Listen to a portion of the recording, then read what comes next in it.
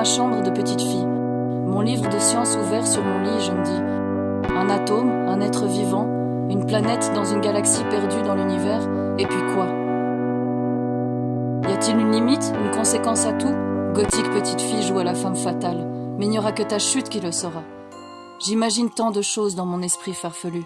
Des maisons en feu qu'une foule regarde hilar, des faunes dans le métro me demandant une clope, et pourtant, le tissu reste blanc. Je reste des heures parfois à observer ce rien, comme hypnotisé, fantasmant ma vie qui prend vie sans se fixer sur la toile. Peu à peu, je coule dans un espace de néant créatif, vide de pensée. Il y a ce monde au-delà de mes simples délires oniriques. Après des collines de peine et des lacs de larmes, se trouve un silence creux. Le noir qui y demeure est plus sombre et plus profond que n'importe quelle vision obscure. J'avais appris pendant des mois les mots que tu voulais entendre. Il n'y avait personne avant, personne maintenant. Je reste coincée dans un sale trip qui tourne en boucle au fond de ma tête, mais que je préfère ignorer. Un souvenir qui te hante, c'est un acouphène pour ton âme. Victimes d'un tortionnaire, les deux personnages principaux sont dans une impasse. L'impossibilité d'exprimer leur amour. L'héroïne voulait juste dénoncer un excès, mais son problème, c'est l'ennui dont elle n'arrive pas à se soigner. Il devient anonyme à ses yeux, lui qui avait été son roi. Elle décide de le rebaptiser B et la bête M. Ainsi identifiés, ce qu'ils étaient et ce qu'ils seront n'est à présent discernable qu'à la lueur de ses envies à elle.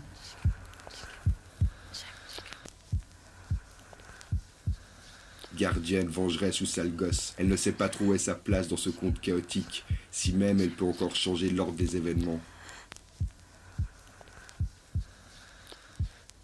Elle poursuit néanmoins son ultime création. L'avantage, quand une femme est jeune, c'est qu'elle a encore un peu de respect. Une rose dont les épines ne blessent pas encore. Pas encore, c'est ça la clé. Son parfum m'a excité tout de suite.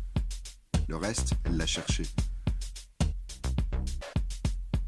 Les ingénues, elles ont beau être naïves, au moins elles te traitent pas de salaud à la moindre parole. La femme, elle te demande de t'excuser, mais si tu le fais, tu deviens un lâche. Il y a des manipulateurs dans la cour de récréation, sous les douches après la gym, dans les fêtes de famille, à la frontière entre l'enfant et l'adulte. Nous ne sommes que des proies. Je lis dans leur regard. Ce n'est pas qu'on le mérite, c'est plutôt qu'on l'a cherché. Mais peut-être que je me trompe au fond, ce ne sont peut-être que des pensées troublées posées sur le papier. Je ne parle pas d'actes, je parle de sorcières.